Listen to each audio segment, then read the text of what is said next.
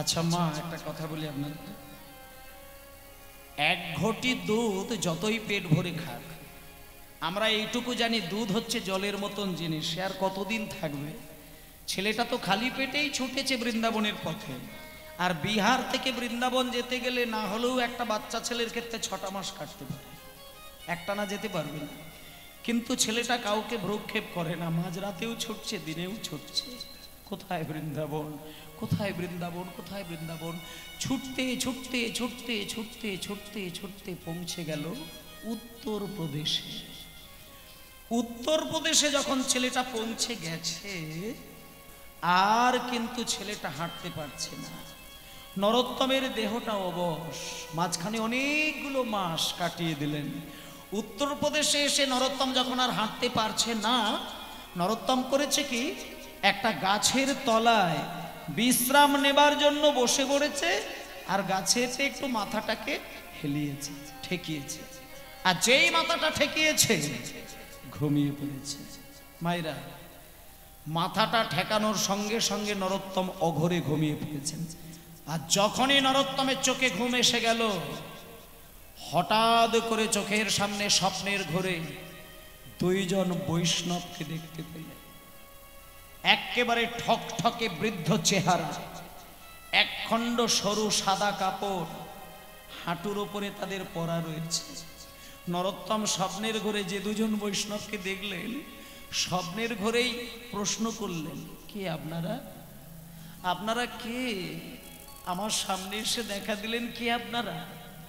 সঙ্গে সঙ্গে দুইজন বৈষ্ণব সামনে এসে বলছে, নরোত্তম, তুমি আমাদেরকে চিনবে না, তুমি আমাদেরকে চিনবে না।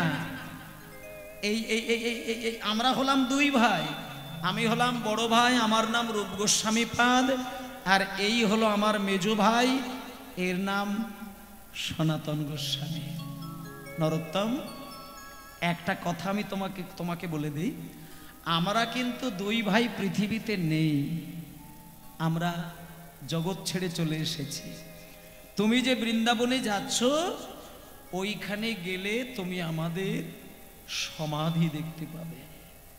শোনো নরোত্তম, আমরা দু ভাই তোমাকে স্বপ্নের ঘোরে দেখা দিতে এসেছি, একটা গোপন সংবাদ তোমাকে জানানোর জন্য।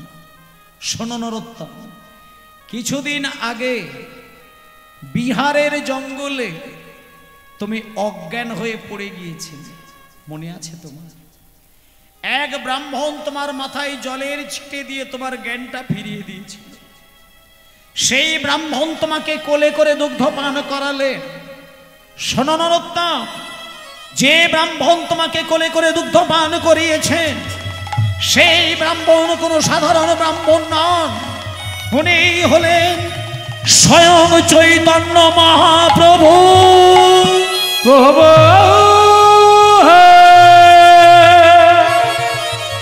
প্রভু হে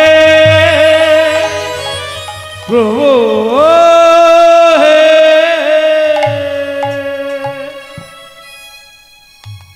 বাবা, আমরা সবাই কিন্তু ভগবানকে ডাকি। যেমন ভক্ত ভগবানকে পাবার জন্য ব্যাকুল হয়ে ঘরের কোণে অন্ধকারে বসে বসে কাঁদেন, ভগবানও কিন্তু ভক্তকে ডাকার জন্য কাঁদেন। এটা মাথায় রাখবেন। এখানে এই যে আমার মা বাবা ভাই বোন সকলকে দেখছি, কার হৃদয়ে কতটা ভক্তি বাইরে থেকে কিন্তু পরিমাপ করা যাবে না। কেউ যদি অনুরাগী কৃষ্ণ ভক্ত হয়, ভগবান সেই ভক্তের কাছে আসার জন্য ব্যাকুল হয়ে ছুটে আসেন। ভগবান নিজে বলেছেন, আমার নাম ধরে কেউ যদি 10 ফোঁটা নয়নের জলে কাঁদে, আমি ভগবান হয়ে কথা দিলাম, তার হৃদয় মন্দিরে বসে 100 ফোঁটা নয়নের জলে আমি তার নাম ধরে কাঁদি। কেউ যদি আমার নাম ধরে 10 পা এগিয়ে আসে, আমি তার জন্য 10,000 পা এগিয়ে গিয়ে বাহুবাড়ি আমার কোল জায়গা দিয়ে দিই। ভগবান হচ্ছে দয়াময়। ভৃগু মুনি যখন নারায়ণের বুকের ওপরে বাম পায়ে লাথি মেরে দিয়েছিলেন, নারায়ণ হামাগুড়ি দিতে দিতে এসে ভৃগু দুটো চরণকে বুকে জড়িয়ে ধরে নয়ন জলে ভৃগু চরণ ধুইয়ে দিচ্ছিলেন। ভৃগু প্রশ্ন করেছিলেন, ঠাকুর আমি লাথি মারলাম মানে তো তোমার বুকে তো আঘাত করেছি ঠাকুর, তুমি ছুটি এসে আমার পা জড়িয়ে ধরলে কেন ঠাকুর, তোমার কি বুকে ব্যথা লেগেছে? নারায়ণ বললেন, ভৃগু সারা জীবন ভক্ত ভগবানের চরণ ধরে কাঁদে, কিন্তু ভগবান কোনোদিন ভক্তের চরণ ধরে কাঁদে না।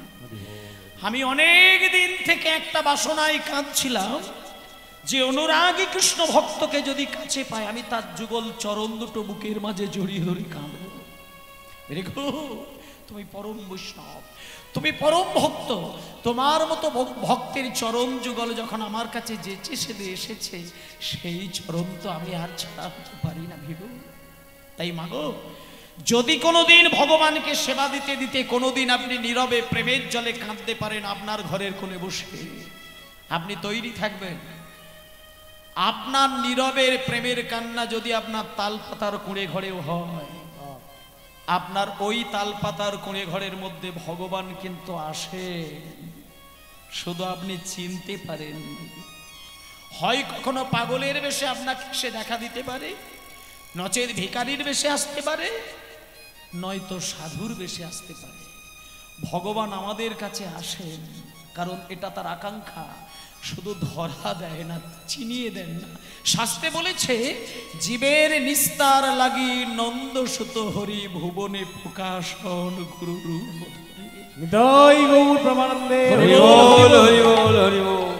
আজকে দেখুন বাবা, যখন আজকে চৈতন্য মহাপ্রভু নরোত্তমকে কোলে বসিয়ে তার মাথায় জলের ছিটে দিয়ে জ্ঞানটা ফিরিয়ে দিয়েছে, কোলে বসিয়ে এক ঘটি দুগ্ধ পান করিয়ে দিয়েছে, কত আদর দিয়েছে, ভালোবাসা দিয়েছে, কথা বলেছে, মুখে চুম্বন দিয়েছে, কিন্তু মহাপ্রভু একটা বারও কিন্তু নরোত্তমকে ধরা দিলেন না যে আমি চৈতন্য মহাপ্রভু।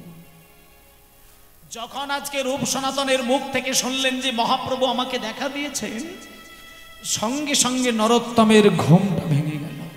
এতক্ষণ স্বপ্নে দেখছিলেন, যেই ঘুম ভেঙে গেছে দেখলো যে দুজন বৈষ্ণব দাঁড়িয়েছিলেন তারা উধাও, আর নেই। ধুলোর দিকে তাকিয়ে দেখলেন যে বৈষ্ণব দুজন দাঁড়িয়েছিলেন তাদের পদচিহ্ন ধুলোর মধ্যে পড়ে রয়েছে।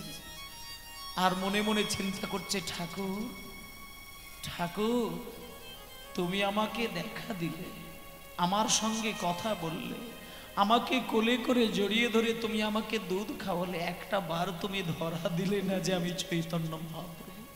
ঠাকুর ঠাকুর কে তোমায় চিনিতে পারে,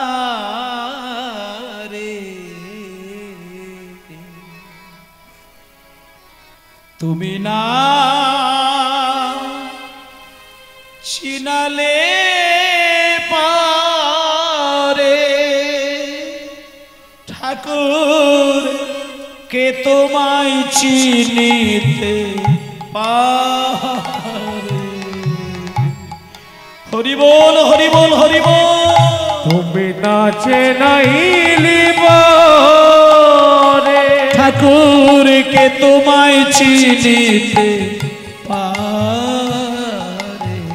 তুমি না চিনালে পারে। ঠাকুর কে তোমায় চিনিতে পারে, তুমি না চিনিলে পারে। আমার অন্তরে বাহিরে বিরাজিছ তুমি, অন্তর বাহিরে বিরাজ তুমি। আমার অন্তর বাহিরে বিরাজিত তুমি। আমার অন্তরে বাহিরে বিরাজিছ তুমি, দেখিও না দেখি তোমায় তোমারে।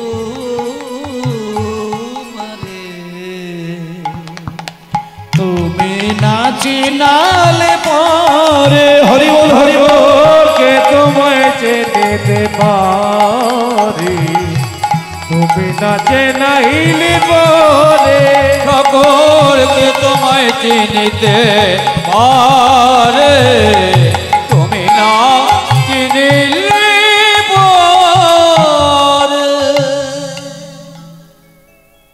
নরোত্তম দেখতে দেখতে আরো কটা মাস পরে পৌঁছে গেল। ইতিমধ্যেই বাবা বৃন্দাবনে পৌঁছে গেল নরোত্তম। বৃন্দাবনে গিয়ে যে গোস্বামীর চরণে আছাড় খেয়ে পড়েছিলেন তিনি হলেন জীব গোস্বামীপাদ।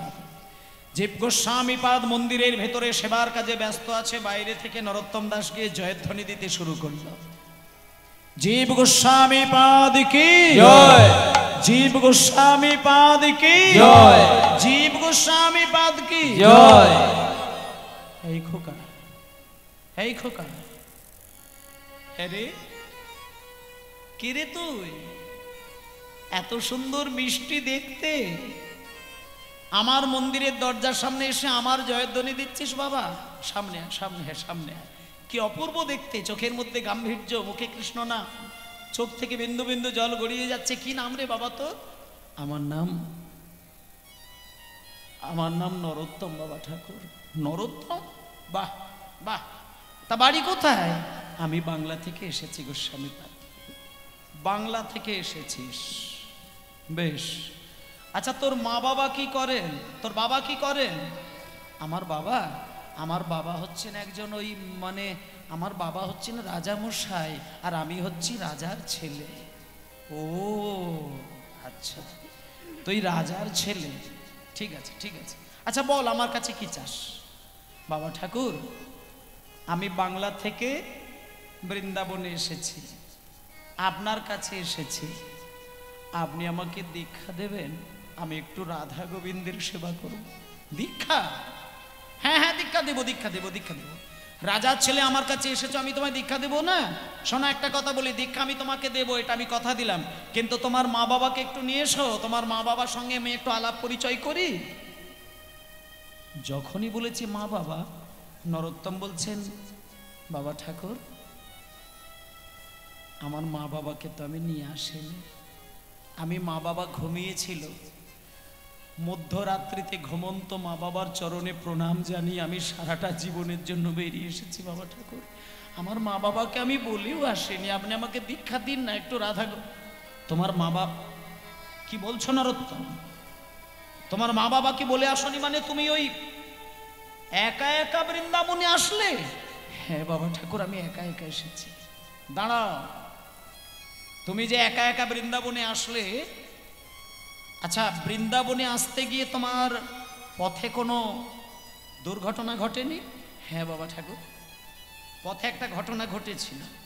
আমি বিহারের একটা জঙ্গলে এসে আর ওই অজ্ঞান হয়ে পড়ে গিয়েছিলাম, আর এক ব্রাহ্মণ আমার মাথায় জলের ছিটে দিয়ে সুন্দর করে জ্ঞান ফিরিয়ে দিয়ে আমাকে কোলে বসিয়ে দুধ খাইয়ে দিয়েছিলেন। তারপরে আবার আমি উত্তরপ্রদেশে এসেছিলাম, ওইখানে রূপ গোস্বামী আর সনাতন গোস্বামীপাদ ওনারা আমাকে দেখা দিলেন, কথা বললেন, আমার মাথায় আশীর্বাদ দিলেন, এবং ওনারা বললেন যে ব্রাহ্মণ আমাকে দুগ্ধ খাইয়েছিলেন উনি নাকি স্বয়ং চৈতন্য মহাপ্রভু। নরোত্তম, কি বলছো তুমি? তুমি রূপ সনাতনকে স্বপ্নের ঘরে দেখেছো? হ্যাঁ বাবা ঠাকুর, আমি স্বপ্নের ঘরে দেখলাম একখণ্ড সাদা কাপড়, হাঁটুর উপরে তাদের পরা রয়েছে, হাতে রয়েছে জপের মালা, গলায় রয়েছে তুলসী কাঠের মালা, কপালে রয়েছে তিলক, সারা গায়ে চন্দন সেবিত। তারা নাম করতে করতে আমার কাছে আসছেন। ওনারাই তো বললেন, আমি বড় ভাই আমি রূপ গোস্বামী আর এই মেজ ভাই সনাতন গোস্বামী, ওনারাই তো বললেন। নরোত্তম, একটা কথা তোমাকে বলি, শোনো, তুমি যে বড় ভাইকে দেখেছিলে রূপ গোস্বামীপাদ, উনি বড় ভাই, ঠিকই বলেছেন। আর ওনার পাশে যে দাঁড়িয়েছিল ওনার নাম সনাতন গোস্বামী, উনি কিন্তু মেজো ভাই। আর একটা কথা বলি, ওনাদেরই আর একটা আদরের ছোট ভাই ছিলেন যার নাম অনুপম গোস্বামী, যিনি আমার সম্পর্কে বাবা। তুমি জানো ওই দুইজনের ছোট ভাই আদরের অনুপম গোস্বামী, যিনি আমার বাবা হন, তার মানে তুমি বুঝতে পারছো যে ওনারা সম্পর্কে আমার কে হন? আমার সম্পর্কে ওনারা আমার দুই জ্যাঠা। শুধু দুজন আমার জ্যাঠা নয়, ওনারা আমার কাছে ঈশ্বর, ওনারা আমার কাছে ভগবান। আমার বড় জেঠা আমাকে কোলে বসিয়ে দীক্ষা মন্ত্র দিয়েছিলেন, আর আমার মেজ জেঠা আমাকে কোলে বসিয়ে রাধা মাধবের ভজনের শিক্ষা দিয়েছে। যতদিন আমি দুই জ্যাঠাদেরকে হারিয়েছি, ততদিন প্রত্যেক দিন রাত্রিতে ঘুমোতে যাবার সময় কেঁদে কেঁদে আমি শুধু একটা কথা বলি, দুই জ্যাঠাদেরকে একটা সেকেন্ডের জন্য আমি যেন হৃদয়ে দেখতে পাই। আমি পাই না, স্বপ্নেও দেখতে পাই না। কোনোদিন দুই জ্যাঠা আমাকে স্বপ্নে দেখা দেয়। আমি আছাড় খেয়ে কাঁদি, দুই জ্যাঠাকে আমি কোনোদিন দেখতে পাই না। নরোত্তম, তুমি ভাগ্যবান, তুমি ভাগ্যবান। যে জ্যাঠাদেরকে আমি বুকে দেখার জন্য সাধনা করেও দেখতে পাই না, তুমি দুদিনের বাচ্চা ছেলে হয়ে তোমার হৃদয়ে আমার দুই জ্যাঠা দাঁড়িয়েছে। আমি তো তোমায় দীক্ষা দেব না, আমি তোমাকে দীক্ষা দেব না। যে হৃদয়ে দুই জ্যাঠামশাই দাঁড়িয়ে থাকে, সেই হৃদয়ে তো আমি দীক্ষা মন্ত্র দিতে পারি না। শোনো শোনো, দুই জ্যাঠা যার হৃদয়ে দাঁড়িয়ে থাকে, সে তো পরম বৈষ্ণব হয়ে গিয়েছে। আমি তোমাকে দীক্ষা দিতে পারি না। তোমাকে যদি দীক্ষা নিতে হয়, তাহলে আমি একটা কথা বলতে পারি, আমার ওই দুই জ্যাঠামশাইদের সমকক্ষ বৈষ্ণব বৃন্দাবনে এখনো আছেন। যদি ওনার কাছে তুমি গিয়ে একটুখানি কৃপা প্রার্থী হতে পারো, যদি তোমাকে দেখে ওনার মনটা গলে যায়, যদি তোমাকে দেখে উনি কিছু বুঝতে পারেন, যদি তোমাকে দেখে বুকে জড়িয়ে ধরে মন্ত্রটা দেয়, তাহলে জানবে তোমার মানব জীবন ধন্য। নিতাই গৌর, হরি বল হরি বল। চলে যাও, চলে যাও, তিনি হলেন লোকনাথ গোস্বামী পাদ। তুমি তার কাছে গিয়ে দেখা করো। জয় জয় শ্রী গুরু প্রেম কল্প, জয় জয় শ্রী গুরু, গুরু আমার প্রেম গল্প গুরু। বড় অদ্ভুত জাগ্রত প্রকাশ,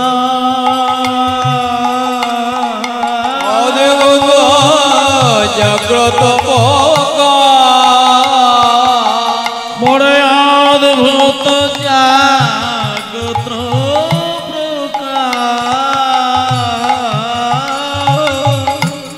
অদ্ভুত জাগ্রত বড় অদ্ভুত জাগ্রত প্রকাশ, অদ্ভুত জাগ্রত অদ্ভুত জাগ্রত। তবে নরোত্তম, একটা কথা আমি তোমায় জানিয়ে দিই, লোকনাথ গোস্বামী পাদের বয়স অনেক হয়ে গেছে। ওনার বয়সে বৃন্দাবনে কেউ নেই, সবাই পরলোক গমন করেছেন। আর একটা কথা হচ্ছে, ওনার চরণে এই পর্যন্ত আমরা যতটুকু জানি, কয়েক হাজার বৈষ্ণব ওনার চরণে মাথা ঠুকেছে। উনি কাউকে দীক্ষা দেননি, উনি কাউকে দীক্ষা দেন না। উনি একটা জিনিস বলতেন বৃন্দাবনের সকলকে, যে আমি যদি কাউকে দীক্ষা মন্ত্র দেই, আমার হৃদয়ের সাধন ভজনের অংশটা তাকে দিয়ে দিতে হবে। আর একটা কথা উনি বলতেন, শিষ্য যদি কোনোদিন গুরুর চরণে মন প্রাণ আত্মনিবেদন করে সেবা দেয়, সেই গুরু সেই শিষ্যের কাছে সারাটা জীবন ঋণী হয়ে যায়। তাই উনি কোনোদিন দীক্ষা দেননি। তবে আমি তোমাকে একটা কথা বলি, তুমি একবার যাও, তুমি গিয়ে দেখো, তোমাকে দেখে যদি ওনার মনটা গলে যায়, যদি দীক্ষা দেয়, তাহলে তোমার জীবন ধন্য। চলে যাও, লোকনাথ গোস্বামী পাদের কাছে চলে যাও। নরোত্তম বেরিয়ে গেলেন। নরোত্তম বেরিয়ে গিয়ে লোকনাথ গোস্বামী একেবারে ঠকঠকে বৃদ্ধ, অনেক বয়স, অনেক বয়স, ওই বয়সী কেউ নেই।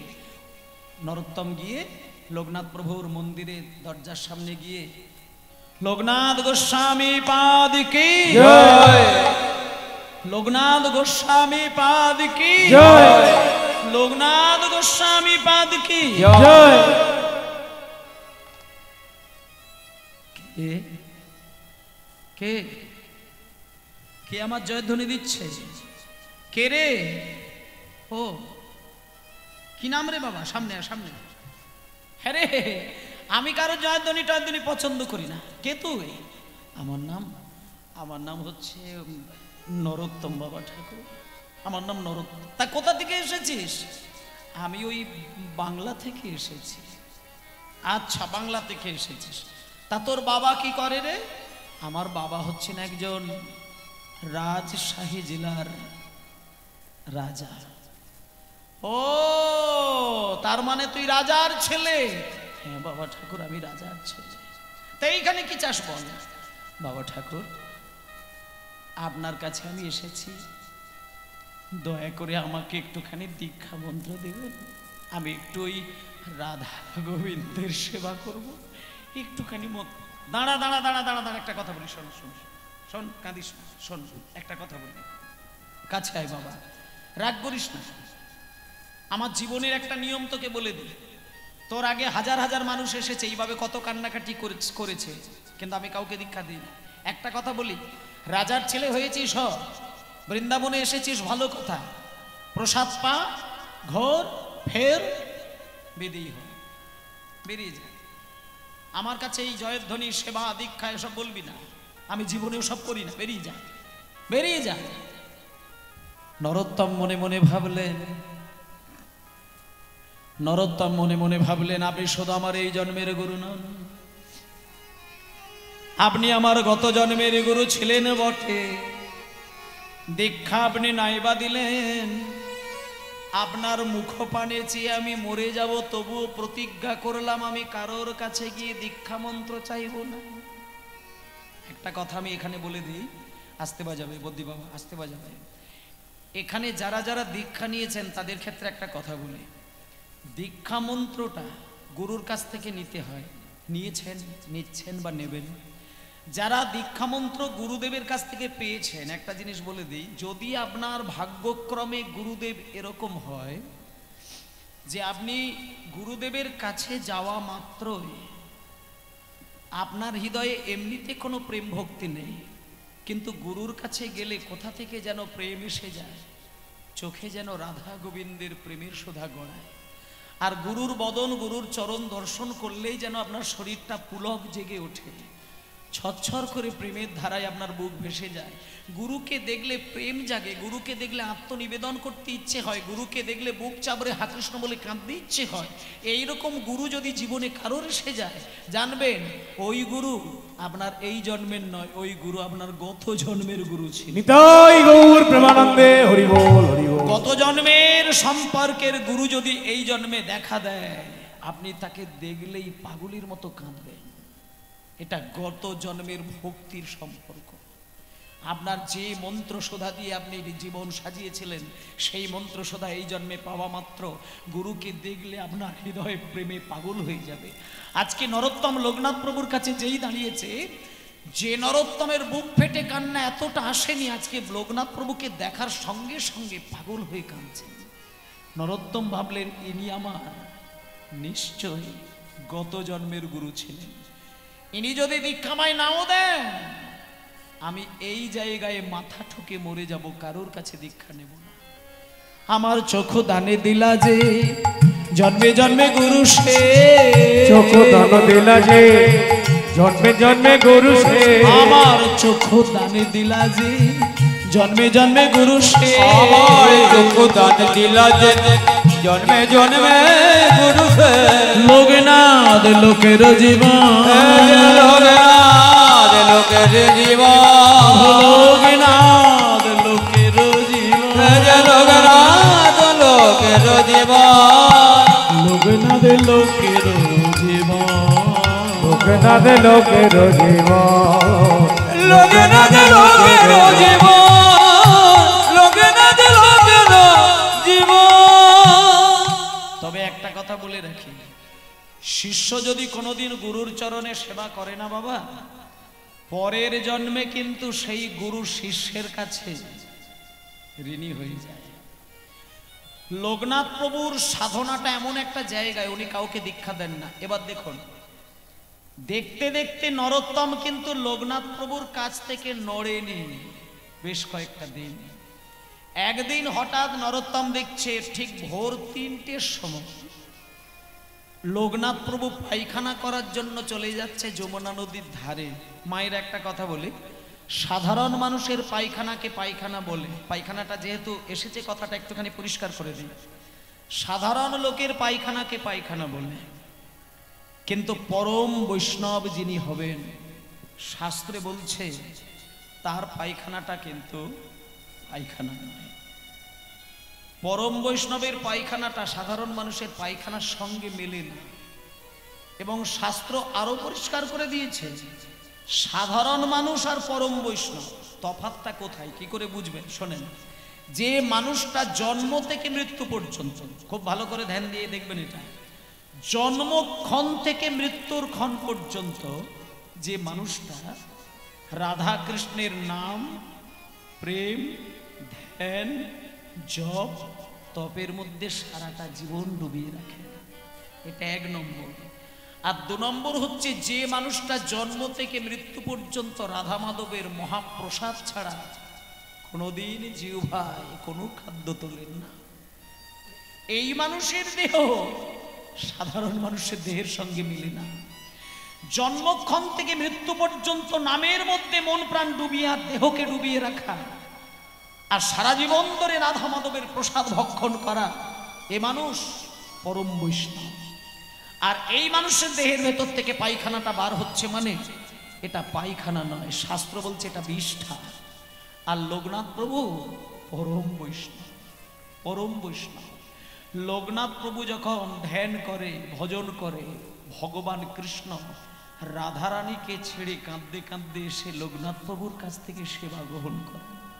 এত মহৎ ব্যক্তি তিনি, এত উচ্চ স্তরের বৈষ্ণব, কিন্তু নরোত্তম তো ছাড়ে না। একদিন হঠাৎ ভোর 3টের সময় লোকনাথ প্রভু পায়খানা বসতে যাচ্ছে যমুনার ধারে। সেদিন প্রচন্ড কনকনে ঠান্ডা, পাতলা একটা ধুতি পরে, পাতলা ধুতি গায়ে দিয়ে কাঁপতে কাঁপতে চলেছেন, অনেক বয়স, অনেক বয়স। নরোত্তম এই দৃশ্য দেখে মনে মনে চিন্তা করলো, এ কি আমার গুরুদেব এই ঠান্ডাতে ভোরের বেলা যমুনার ধারে পায়খানা, বিপদ হলে কে বাঁচাবে? নরোত্তম সঙ্গে সঙ্গে ভেবে নিলেন, আমি বরং গুরুদেবের পিছনে পিছনে লুকিয়ে লুকিয়ে যাব। গুরুদেবের এই ঠান্ডার মধ্যে স্নান করতে গিয়ে যদি কোনো বিপদ হয়, আমি সেই সুযোগে গুরুদেবের একটু সেবার অধিকারী হয়ে যাব। শুধু গুরুদেবের সেবাটুকু যদি আমি করতে পারি আমার জীবন ধন্য, উনি দীক্ষা দিক বা নাই দিক। এই বলে সেদিনকে লোকনাথ প্রভু পায়খানা বসতে যাচ্ছে যমুনা নদীর ধারে। প্রচন্ড ঠান্ডা, প্রচন্ড ঠান্ডা, ভোর 3টে বাজে। খালি গায়ে চলেছেন কাঁপতে কাঁপতে। নরোত্তম দূরে দূরে দূরে দূরে লুকিয়ে লুকিয়ে দেখছে। হঠাৎ করে দেখলো লোকনাথ প্রভু পায়খানা করার জন্য একটা জায়গায় দাঁড়ালেন। পায়খানা বসতে যাবে কিন্তু বসলেন না। নরোত্তম দেখলো পায়খানা বসতে গেলেন, বসলেন না, পায়খানা করলেন না, কোথায় যাচ্ছে? লক্ষ্য করে দেখলো স্নান করতে গেলেন। স্নান করার পরে দেখা গেল অন্য জায়গায় গিয়ে পায়খানা করতে বসলেন। তারপরে আবার গিয়ে স্নান করলেন। থরথর করে ঠান্ডায় কাঁপছে। নরোত্তম ভাবছে এত ঠান্ডায় গুরুদেব কেন বারবার স্নান করছে? এত ঠান্ডায় গুরুদেব 2বার স্নান করলো। প্রথমবারে পায়খানা বসতে গেল, বসলো না। দ্বিতীয়বার পায়খানা বসলো কেন? ভালো করে লক্ষ্য করে দেখে, বয়স যাদের বেড়ে যায় তাদের কষ্টটা বাইরে থেকে বোঝা যায় না। লোকনাথ প্রভুর কষ্ট কাকে বলবে? অতিরিক্ত বয়স হয়ে গেলে চোখের দৃষ্টি একটু কমে যায়, কানে একটু কম শোনে, স্মৃতিশক্তিটা অনেকটা কমে যায়। লোকনাথ প্রভু এতটা বয়স হয়ে গিয়েছে, খেয়াল করতেই পারে না কয়েকটা দিন আগে কোন কোন জায়গায় পায়খানা করেছিল, সেটা আর মনে রাখতে পারেনি। আজকে পায়খানা করতে বসার আগে বিগত কয়েকদিনের পায়খানা করে যাওয়া জায়গার উপরে নিজের পায়খানাতে 2টো পা তুলে দিয়েছিলেন। গাটা ঘিন ঘিন করে উঠল। নরোত্তম ভাবলো, এ কি বয়স হয়ে গিয়েছে বলে গুরুদেব আমার বারবার পায়খানায় পা তুলে দিচ্ছে। এ কষ্ট আমি বেঁচে থাকতে দেব না। আমি বেঁচে থাকতে গুরুদেবের এই কষ্ট গুরুদেবকে সারা জীবনেও আমি পেতে দেব না। আমি গুরুদেবের পায়খানা পরিষ্কার করে দেব। গুরুদেব ছুটে এসে যেখানেই পায়খানা করুক, গুরুদেবের অঙ্গে যেন পায়খানা না লাগে। সেদিন থেকে লোকনাথ প্রভু পায়খানা করে স্নান করে যখনই মন্দিরে চলে যায়, ছোট্ট নরোত্তম গুটি গুটি পায়ে এসে লোকনাথ প্রভুর পায়খানা দুহাত দিয়ে টেনে তুলে বুকের মাঝে জড়িয়ে ধরে যমুনার চলে গিয়ে ভাসিয়ে রইল। শুধু কি তাই, যমুনা থেকে জল এনে লেপে পুছে পরিষ্কার করে দেয়, গুরুদেবের কোনো কষ্ট যেন না হয়। কিন্তু মা কতদিন করবে, কতদিন করবে? দেখতে দেখতে একটা বছর কাটল। হঠাৎ লোকনাথ প্রভু বয়স হয়ে গেলেও মাথায় কিন্তু একটা চিন্তা এলো। বয়স হয়ে গেলেও লোকনাথ প্রভু একদিন হঠাৎ চিন্তা করছে, আচ্ছা দাঁড়া দাঁড়া দাঁড়া দাঁড়া, আগে আমি প্রত্যেকটা দিনই প্রায় আমার পায়খানায় পা তুলে দিতাম, কিন্তু বেশ কয়েক মাস আমার পায়খানাটা আমি দেখতে পাচ্ছি না কেন, দেখতে পাচ্ছি না কেন? তবে কি পায়খানাটা বৃন্দাবনের শ্রীগাল কুকুর ভক্ষণ করে? না না না না না, বৃন্দাবনের শ্রীগাল কুকুর তো ভক্ষণ করবে না। বৃন্দাবনের শ্রীগাল কুকুর যদি পায়খানা ভক্ষণ করবে, তারা তো জল তুলে নিয়ে সে জায়গাটা লেপে পুছে রাখতে পারবে না। নিশ্চয়ই এটা কারোর কাজ। ওরে কে আমার এই চরম সেবা করছিস, আমি যে তার কাছে ঋণী হয়ে যাচ্ছি। চিৎকার করে ডাকে, কেউ সাড়া করে না। কে আমার এই চরম সেবা করছিস রে বাবা, তার কাছে ঋণী হয়ে যাচ্ছি, ঋণী হয়ে যাচ্ছি, দেখা দে দেখা দে দেখা দে। কেউ সাড়া করে না। একদিন লোকনাথ প্রভু চিন্তা করলেন, আমার পায়খানা কে পরিষ্কার করে, কে পরিষ্কার করে? আমি দেখব, আমি দেখব। এই বলে পায়খানা করে সেদিনকে স্নান